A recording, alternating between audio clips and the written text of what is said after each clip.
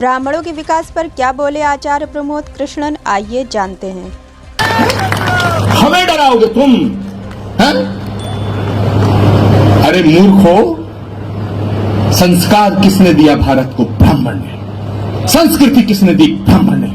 शून्य किसने दिया? ब्राह्मण ने। दशमलव किसने दिया? ब्राह्मण ने। गणना किसने दी? ब्राह्मण ने। संस्कार किसने दिया? ब्राह्मण ने। तुम ब्राह्मण का कर्ज 1, 2, 100 साल नहीं, कई युगों तक भी अगर उतारना चाहो तो उतार नहीं सकते। लेकिन आज उन सबको बधाई देता हूं, और जिन लोगों ने ब्राह्मण होते हुए इनको सहयोग नहीं दिया, उनके लिए भगवान से प्रार्थना करता हूं कि उन्हें सद्बुद्धि दे कि वो अगले कार्यक्रमों में सहयोग दें। कि अगर तुम देश से जातिवाद को मिटाना चाहते हो तो ब्राह्मण को जातिवादी कहने की हिमाकत मत करो। अगर ब्राह्मण जातिवादी होता तो पूजा रावण की करता, मर्यादा पुरुषोत्तम भगवान राम की न करता। अगर ब्राह्मण जातिवादी होता तो रत्नाकर वाल्मीकि को महर्षि की उपाधि न देता। अगर ब्राह्मण जातिवादी होता तो संत शिरोमणि की उपाधि रविदास जी को ना देता। अगर ब्राह्मण जातिवादी होता तो कबीर के दोहे न गाता। ऐसी बातें करते हैं वाहियात।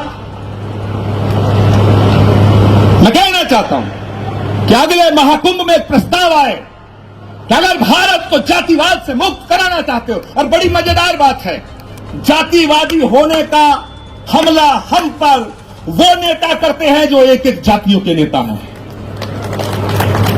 जिनकी हैसियत एक एक जाति की है। ये पिद्दी ना पिद्दी के शोर में ब्राह्मणों को धमकाने की बात करते हैं। मैं कहना चाहता हूं कि अगले महाकुंभ में एक प्रस्ताव आना चाहिए।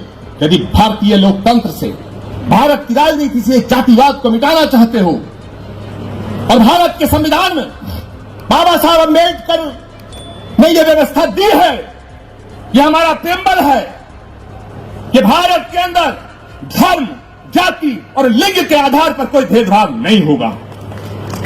तो यदि यह व्यवस्था बाबा साहब अम्बेडकर ने दी है तो आप विद्वान जन सोचो, फिर ये जातियों के नाम पर आरक्षण भारत को विभाजित कर रहा है। जो मेरे इस कथन से सहमत है, जरा हाथ खड़े करके मुझे। तो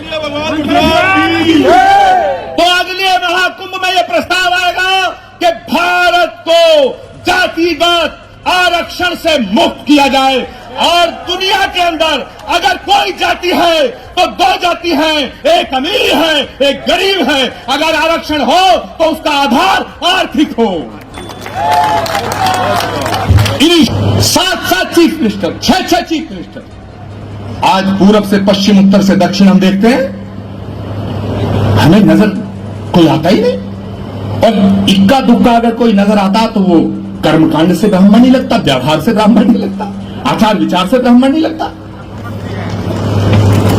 मैं आज इस मंच से निवेदन करना चाहता हूं मेरे दोस्तों कि यदि ये यात्रा, और मैं इसमें यतीन्द्रानंद जी का भी साथ चाहूंगा, क्योंकि यतीन्द्रानंद जी एक बहुत ही सिद्ध संत हैं, लेकिन भारत की सत्ताधारी राष्ट्रीय पार्टी के साथ हैं।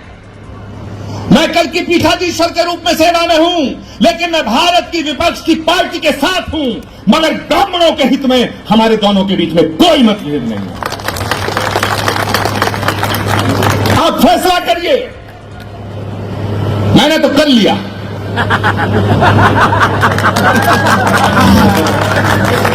मैंने तो कर लिया।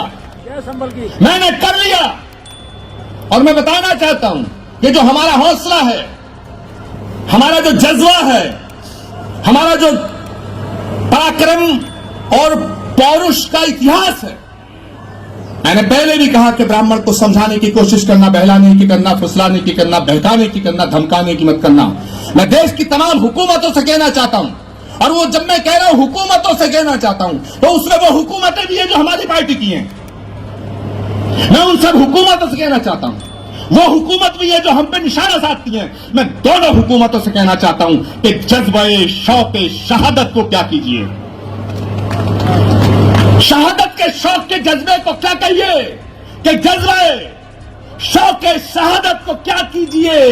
आज हमने हथेली पे सर ले लिया, आज हमने हथेली पे सर ले लिया, और कत्ल होने से अब हम डरे किस लिए? कातिलों के मोहल्ले में घर ले लिया।